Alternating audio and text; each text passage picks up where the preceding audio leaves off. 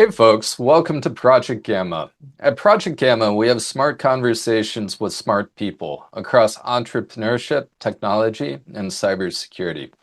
My name is Warner Moore. I'm a technologist and security leader who help build multiple business-to-business software as a service companies who's passionate about modern cybersecurity practices. I'm also the founder of Gamma Force. At Gamma Force, we help tech and health tech companies with cybersecurity strategy by acting as their fractional cybersecurity organization. When I talk with tech and cybersecurity executives, a common discussion I have is that they're looking for a job or considering what's next at an inflection in a career. Universally, I recommend a couple things. One, curate a network and engage the community. That means an external network, not just in your company. And two, lean into the market and relationships, including with the right kind of recruiter. Today, we are with the right kind of recruiter. And Chad is one of the few people on the short list of folks who I recommend and will work with in that field. We're going to lean into the job market and technology executive career with Chad White. Chad White, after a career as a tech-centric recruiter, learned that many firms are transactional and de-emphasize people. Chad founded Rogue Talent 10 years ago, where he serves as an independent cybersecurity and technology talent agent working with people-centric organizations. Well, Chad, I'm super glad to have you here today with us. I'm all about working with experts. That's true in my teams. My team members, engineers, security want to work with the best. That's true in all areas of my life, personally and professionally. I think sometimes as hiring managers or candidates, people discount the value of how a recruiter can help. And the best recruiters can be incredibly valuable for both sides of the table. What are your thoughts on that, Chad? Well, first of all, Warner, thank you for having me. This is a special time as Rogue Talent just turned 10 earlier this year, and it's very humbling and it's a very proud moment for me and for my family. And also, I understand Gamma Force just turned 7, so congrats to you. Proud to be the first non-executive guest on this program. Hopefully, not the least riveting, so to speak. I'd Um, consider a founder an executive, but I appreciate it all the same. Glad to have you here, Chad. That's fair. Thank you very much. What sets apart one recruiter from another, a great recruiter from an average one, is the investment in relationships. Nowadays, authenticity, transparency, those are the newest, most valuable currencies, in my opinion. And a good recruiter is not only investing in relationships via the community in which talent interacts, but they're also investing in relationships long term with the executives and the teams that they serve. So it's really, if you zoom out, I have a great opportunity. I have the privilege of impacting not just teams and companies, from startups to labs to corporations, but also impacting entire industries and communities in a sense. So really, it's about mindset when it comes to a recruiter and what his or her or their commitment is to the human factor. Yeah, it makes sense. All about people, relationships. And I know what really set the light bulb off for me. Unfortunately, it was early in my career, and it was talking with a recruiter who was incredibly candid about opportunities and was providing market data, salaries, job opportunities, different roles. And that perspective just really impacted how I looked at my career in the job market. So, as somebody who lives and breathes it every day, the perspective of someone like yourself cannot be, the value of that cannot be overstated. And well, good job market, difficult job market, like we talked about, you live and breathe the job market every day. Should CTOs do things differently in different markets? Are the things universal? What are your thoughts on that? The best executive leaders, hiring leaders, partners with whom I've worked over the past decade are the ones that are always thinking proactively versus reactively. These are the folks that are, like myself, have at least somewhat of a thumb on the pulse of economic conditions, uh, world events, things that do affect both the job and talent markets. So the folks that I prefer and that I seek to work with are those that are proactive, those that are defining what the goals of their team and their organization are, those that are open to external partnerships, such as with Rogue Talent, those that see the value in having an extension, somebody that's highly embedded into the communities of talent that they're going to be seeking, whether it be yesterday or weeks from now. And that shouldn't change whether it's a good, bad, or ugly job market. Hmm. Hmm. Yeah, that makes sense. Well, we've talked about relationships and community, and I think something I see is, especially when somebody has a big job, is it's easy to get into busy mode and prioritize within the walls of the buildings we work in, or probably not anymore. My team's completely remote, and I suspect many of your teams are too. But the point remains true, even though the metaphor might be a little weak today, where we might focus more on the day-to-day and building networks and relationships in our companies. But I think we often de-emphasize building network and community outside of our companies. And I look at that as part of the executive job description. Not only for our own benefit, but we're building teams. And folks who think they can delegate building their team, I don't care how fancy your title is. If you think you can delegate building a team to just some staff level recruiter inside your company, I'd encourage you to strongly rethink that. In a growth company, I looked at that as 50 to 70% of my job, my time. And I also expected all levels of my team, individual contributors, to prioritize hiring. It's so important in a growth company. So that's getting engaged in the community, that's helping people. What are some things that you think, say somebody is just, even as an executive, just starting to build that network outside of the company? Of course, talking to someone like you is a big first step. What are some other things that somebody might be able to do? Well, the first thing to remember is that employment branding is still very much a thing. And like a good recruiter, employment branding needs not be passive. This isn't just about intake when it comes to candidates. As you mentioned, it's about community engagement. It's about being proactive. Again, that's I think the magic word today. It's about being proactive. A good recruiter is proactively engaging the community, as a CTO or a CISO or a founder should also do the same. To your point, it's very easy for us to fall into that busy trap. What are the things that are going to make my family and me income today? What are the things that are going to make my board happy today? As opposed to making those long-term proactive investments, whether it be establishing a two-way mentorship or two or three, whether that be speaking at a conference to share your wealth of knowledge as an established leader, while also representing the employment brand of your company. Again, this is the mindset of a good recruiter. And I've kind of made that my MO. Find the leaders, the hiring leaders that have a very similar, that share a similar mindset. And I'll highlight too, many of us in senior level roles might be invited by our marketing teams to speak at events, but that's not the same as leaning into our professionals, our professions, and our communities where our candidates and peers are engaging. They're not mutually exclusive. We should do both, but if we are doing one and not the other, that's a miss.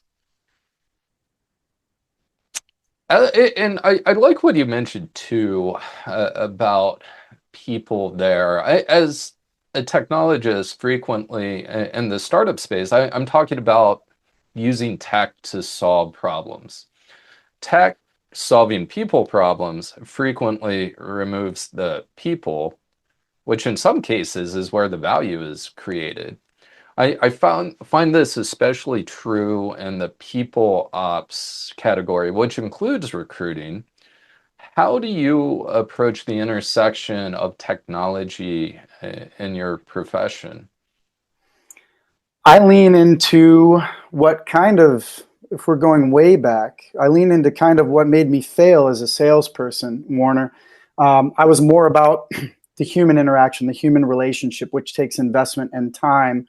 Um, but as a recruiter, I also believe in the fact that there's a very, very blurred line between professional and personal lives.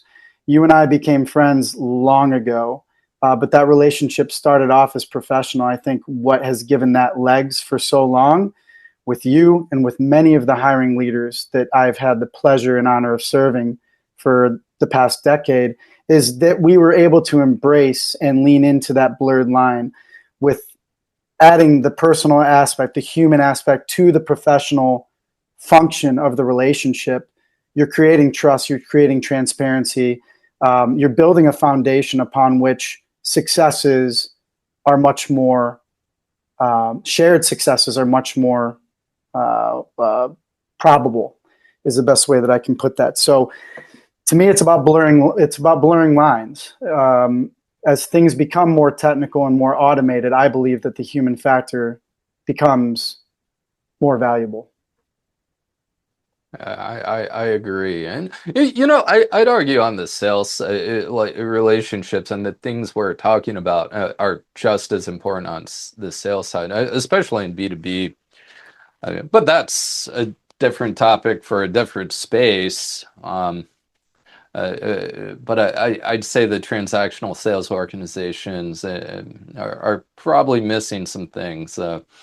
Well, do you use technology? Of course, we're using technology right now, but how do you look at technology as it relates to doing your job as your career recruiting?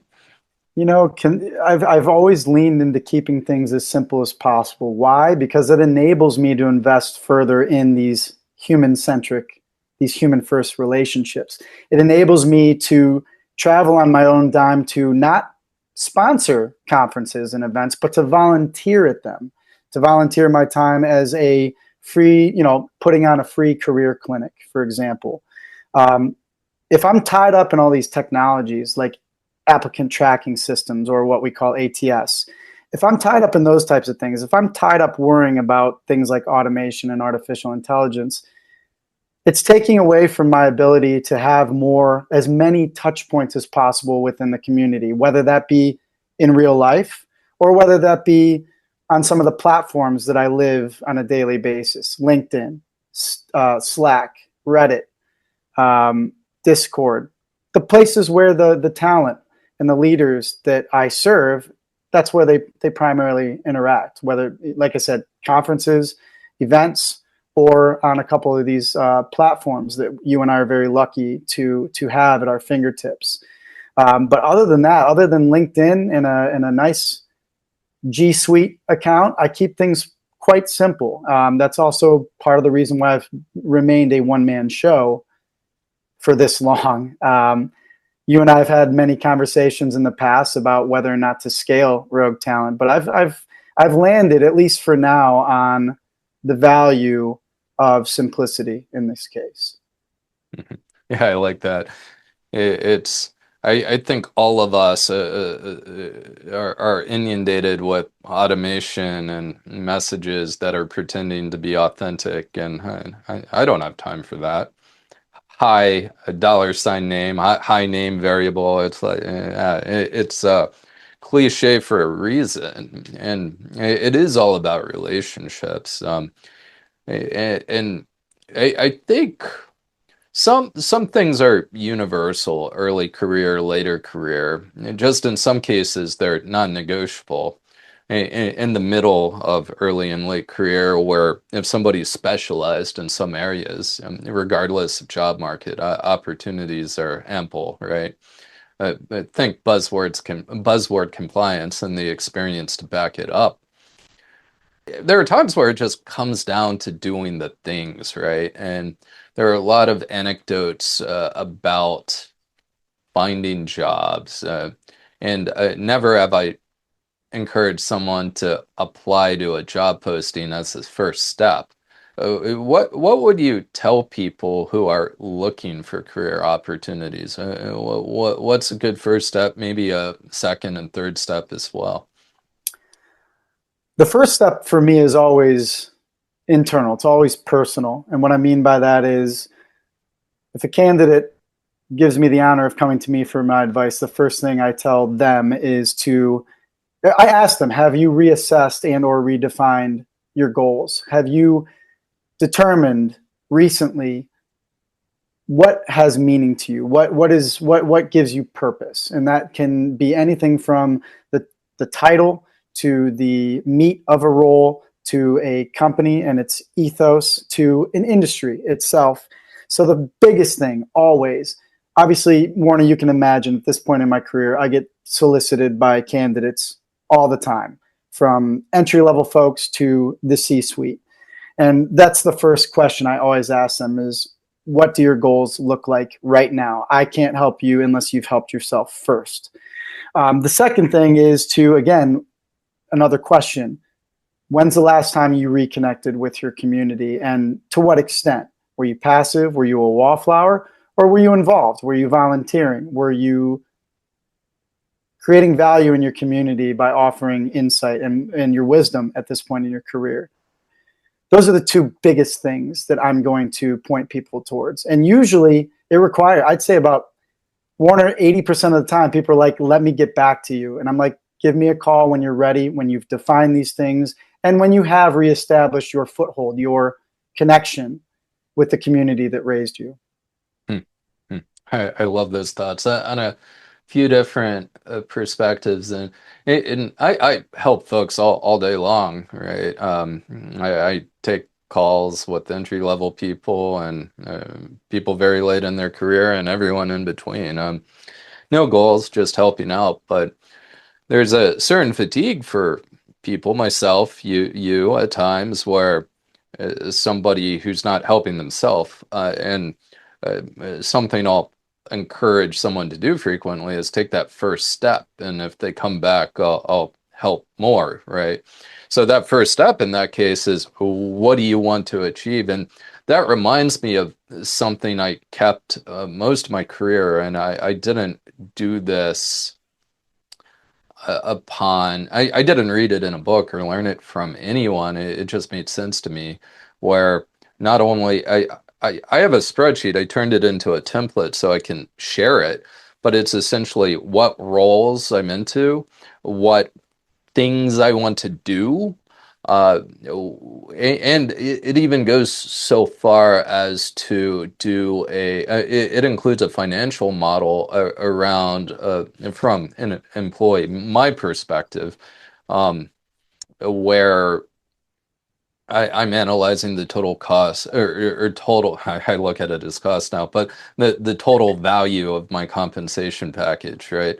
And that included things like, well, free meals I might get, or a cell phone that might get paid, or parking that might get paid, because I think those things are important perks, but in the end, it's just dollars and part of my comp package. So I wanted to be able to engage in the market and have conversations based on reality and not feelings. So I before I founded Gamma Force, I had some bullets around entrepreneurial things and entrepreneurial opportunities as an employee within a company. But at a certain point, that became very high on the priority list. And we're sitting here now under different circumstances. So such great advice. And I hear people talk about that so rarely. And on the flip side, as an executive, a similar thing, a vision values exercise. Personally, Because as an executive, if you're joining a company and there's vision and value misalignment, you're not going to be effective in your role. So we talk a lot about vision and values in companies, as companies, but as an executive, it's just so important. The most effective executives I've worked with did that. It's so rare though, so rare. I can count them on one hand, and I'm not new to my career. So, and impactful perspective, Chad. Thank you. So, time to hire. I often say for a CTO, a CISO, it typically takes 3 to 6 months under the best conditions. Now I've been seeing over a year. I know you tell me it can be as quick as 3 months with the work you do. Can you share more about how individual contributors, folks less senior in their career, can often just take a gig and keep career alignment? As an executive, there are just simply less roles. There are less CTO roles in the United States than there are individual contributor roles. So to get a job quicker, we often have to widen the net, meaning maybe have something that's not a fit to that plan we created that we just talked about and settle, or be patient, take more time. What are your thoughts around time to hire and how folks can engage? Depends on the level of appetite for patience, which you and I have talked about in the past, I think ad nauseum over the past decade. But we're also talking about folks at this point in their career, most of whom have the privilege of prioritizing purpose over paycheck. But it all boils down to what is happening in their personal life that is driving the need for change. What is happening in their professional life that they are translating as writing on the wall to make a move or to move on. Because as you mentioned before, if somebody doesn't have purpose or if there isn't vision and value alignment, they're doing nobody any good service in that case. And not to correct you at all, but I have actually had executives get hired within 8 weeks, within 2 months. Nice. But that's in a perfect storm situation, right? That's where all the stars perfectly align, from the candidate to my representation of said candidate and the hiring company that I'm representing also. But yes, I've seen it draw out as much as a year, if not a year and a half. That's why it goes back to the importance of being proactive. Yes, it can be and is often common and necessary for one to widen their net, so to speak. But all that is an opportunity to conduct more meaningful networking, while also doing more internalizing, while doing more internal assessments as to, okay, these things aren't working out right now. These industries are kind of slow to hire or cautious to hire. Where else might I explore? And with who else can I create a relationship with in the process? Whether that sets me up for success on this job search or in the future, that's the best mindset, right? Is creating that realistic view of what I'm doing right now may not help me succeed in my immediate goal, my current priority, but if I'm investing in it and if I've defined it correctly, this could pay off dividends in the future. And that's precisely what that's what I'm doing when I'm in coach mode, when I'm representing executives. There's one recently that I've spoken with that, again, came to me with well-defined goals, let me know what their level of their appetite for patience is, their appetite for kind of waiting things out. And that sets itself up for a very symbiotic and eventually soon to be successful relationship. I love that purpose over paycheck. I wrote that down. One of my favorite authors and researchers, Adam Grant, he's an organizational psychologist, PhD over at Wharton, professor, but does research in private industry, works with companies like Google. I love his books. Two that Well, two books that come to mind. One is Adam Grant, is Give and Take, and the other is Go Giver. And when you're talking about relationships and giving value, I think some people tend to be more transactional, or even just culturally. We might be familiar with more transactional culture, and sometimes I hear anecdotes about how somebody's taken advantage of if they give or help and don't get something in return. And I think it's easy to go to extremes, or helpers or givers feel like they're being taken advantage of. And what I really like about the book Give and Take is it explores Adam Grant's research about how not only giving is the right thing to do, I mean, that's how you get, right?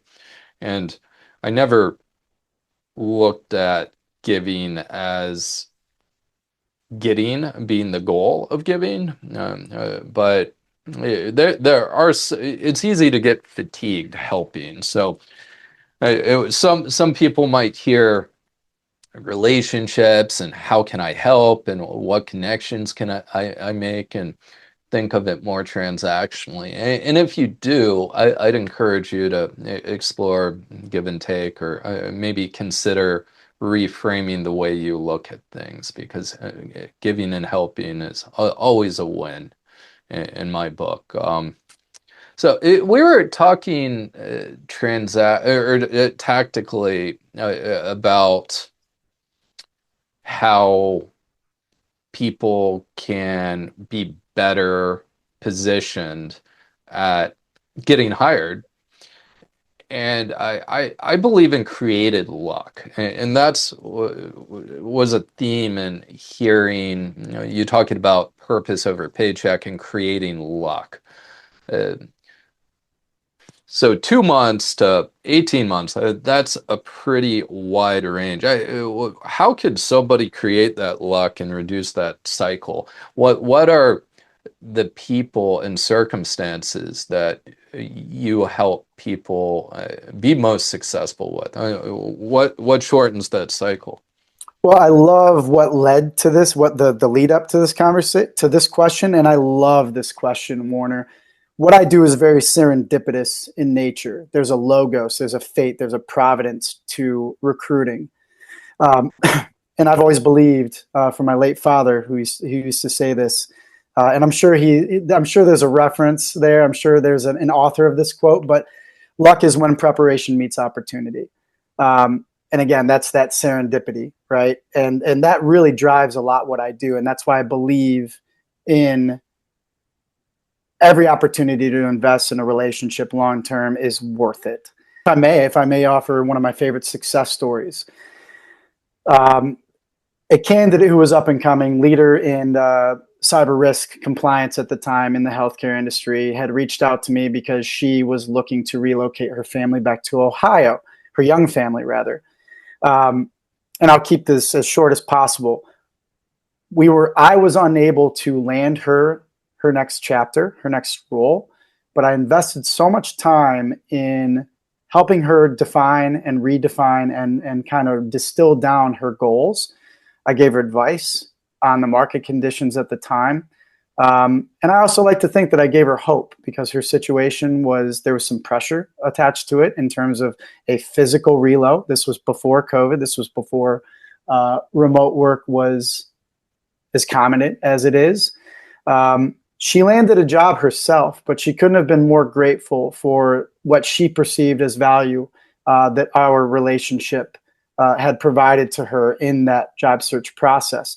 Fast forward 7 years later, she's a CISO of a skyrocketing insurance company based right here in Columbus. And they had a staff aug firm that her talent acquisition team was working with that's, as you know, much more buckshot, much more transactionally focused than a specialist like myself. Real quick, staff augmentation, that means contract to hire. I'm sure many of us know that, but in case That's right. Please continue. Much more your big box type of search firms. But yes, thank you for clarifying staff augmentation. So This firm was not specialized in cybersecurity. This is the type of very, very specific talent that this individual CISO needed. They had fallen flat on their face for a couple of months, and finally she called me and said, I have the control over my budget to do whatever I want, and you were my first call. Can you help me with these two highly niche roles? One was in cloud security, the other one was like deep application security specialist role. And I was able to, despite being on vacation at the time, we were able to connect, we were able to define the goals for these roles and for these teams that had really, really ambitious growth goals that year. We were able to succeed and able to do so in less than 2 weeks, believe it or not. Wow. So that is one of my favorite success stories in terms of serendipity, but also the full circle value of investing in a relationship. Even though I couldn't make a placement and therefore add to my income and my livelihood when she and I first connected several years prior, we were able to get some big wins together when it mattered even more for her in her role and at that point in that company's growth. So you could call that luck. I call it serendipity. I call it karma. But I call it, again, a testament to investing in long-term relationships and investing in community. I forget where I know this from. Maybe it's just something my brother likes to say, but either way, it's a pithy one-liner. Givers get. And that's that your story is a great illustration of that. What a great conversation. I'm just taking it in. Well, I've been driving a lot of the narrative here. Are there any topics you'd want to make sure we cover before we start to wind down here, Chad? Well, just a nice humble reminder to leaders out there that have struggled in scaling their teams. Just sort of a humble reminder of the added value and the low minimal risk and cost up front of partnering with a specialized, bespoke advisor, recruiter, partner, however you want to put it. These are the types of folks that are going to go to bat for you. They're going to represent your leadership style. They're going to represent the employment brand out there in the wild. These are folks that are already highly plugged in. And again, it costs hiring leaders nothing up front, except for maybe a little bit of time in terms of creating the relationship, in terms of kicking off a search. But other than that, I offer my clients the opportunity to diversify their talent pool, or their candidate pool rather, the opportunity to represent them in the wild, in the places where these high caliber talent interact. These are things, that internal recruiting teams and talent acquisition teams, that's not part of their functionality. But these are also things where, the larger staff augmentation, the larger staffing firms, they can't get into these nooks and crannies where cybersecurity and modern technology folks play. So I appreciate the opportunity and the forum here to kindly remind hiring leaders of today and tomorrow to keep that in mind, because having a specialized recruiter in your back pocket is it's certainly a secret weapon for the right leaders. And specialized is key. Most of the anecdotes that are common in professions regarding in our professional circles regarding the recruiting work, it's about subsets of the market and not deep experts in a particular area of expertise, right? Staff augmentation can be quite transactional, but it serves a need in the market. But staff augmentation isn't permanent placement, and certainly not a independent recruiter who's deep in a category or industry such as cybersecurity and technology.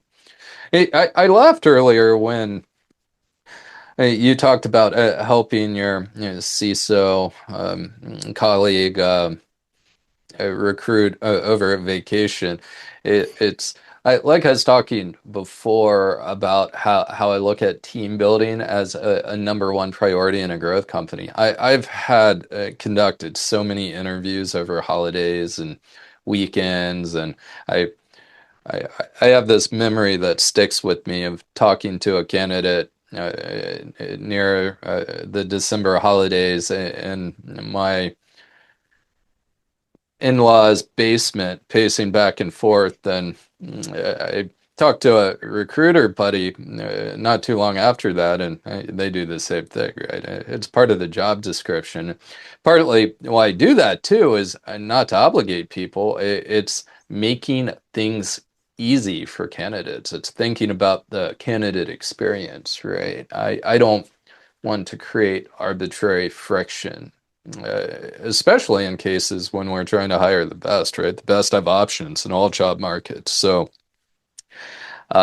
taking that call on a holiday isn't too unusual, but, well, unusual for those who want to create a good candidate experience and do the best work. But in other areas, somebody treating candidates more transactionally, they might look at it a little differently. It's such a two-way road.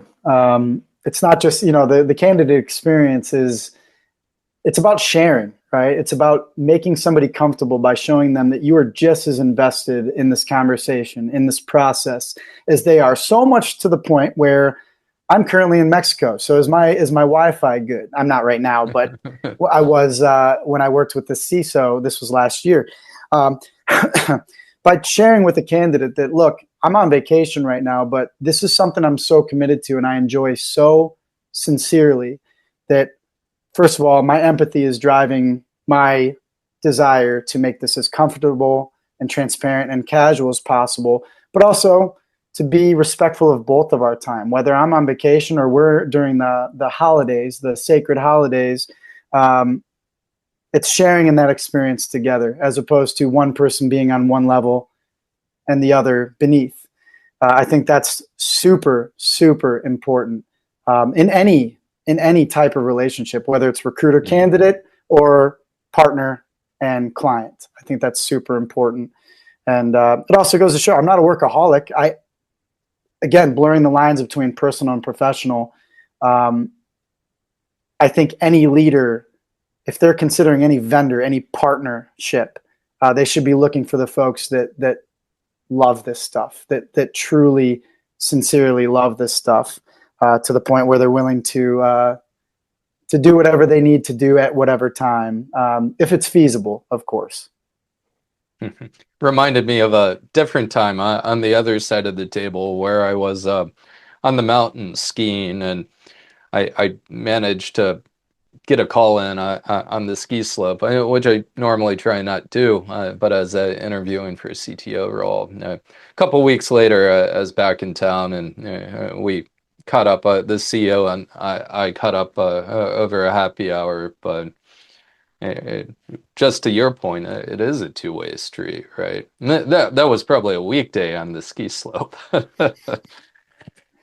Well, Two-way cool. street indeed. Well, going back to the whole advice thing. Obviously, as any influencer is a single individual, right? We only have so much time as humans, right? So we need to be selective on that. We need to look for the folks, if folks are reaching out for advice or for help, how willing are they to invest in the process itself? I do the same thing as a career advisor, as a career coach, as a hiring advisor, whether it be with candidates or with potential clients. I do the same thing with them as my wife and I do as avid travelers like you and your wife and your family. As travelers, we get people to ask us for recommendations and advice all the time. And we kind of toss them some qualifier questions to see if, okay, is this worth, thoughtfully giving them some advice, some recommendations, or are they just entertaining themselves because they're excited to travel, and end up not going to any of the things that we took the time to procure, or to curate rather, for them. So it's a two-way street, and you can usually tell, or at least I can, in doing this for so long, and you as an expert interviewer, you can usually tell within 30 to 60 seconds if somebody's in it to win it with you as a symbiotic relationship, if they're going to put the energy into it as well. So it's really fun to do. Sometimes it can be kind of disappointing, Some people might show promise up front, and then they kind of, their heart's not in it the way that you thought it would be, genuinely. But it all boils down to the human condition, right? And how interesting we all are as people and professionals. I like that. As my brother likes to say, twice in one session, that's not typical. There's no one more important than you in the room, and there's no one less important. And we sometimes, as humans, weight people and circumstances. And I like how you talk about the two-way street. I'll tell you what, with candidates right now, I'm hypersensitive to people who aren't responsive, especially with 100% remote teams, because if they're not responsive when we're talking about something that's all about them, like a job, well, what's it going to be when it's a client or a colleague, right? And I don't like to create arbitrary constraints, but it's that two-way street thing, right? It might be a clue. It often is. Well, thanks so much for being here with me today, Chad. It's been an awesome discussion, some fantastic highlights that will make a big impact on the world. So again, thank you. Do you have any closing thoughts, books, anything you'd like to share with the audience before we end here? Oh gosh, I mean, as things become more technologically focused, as things become more automated, as intelligence becomes more artificial, I like to remind people that in a time of maximum automation, in a time of technology being everywhere, being human is becoming more and more of a revolutionary act. And whether that means you're going out of your way to respond to somebody's humble request for help, even if you can't help them in the way that they're hoping, whether that be finding them a job or finding them that purple polka dotted squirrel that they're looking to hire on their team, a quick response is a revolutionary act of humanity. Whether we're in upcycle markets where things are super chaotic and super busy, or we're in down cycles where more and more people are heads in the sand, collectively holding their breath, and there are a lot of crickets out there, so to speak. A response is a very human thing, and it's something that the right people will remember at the right time.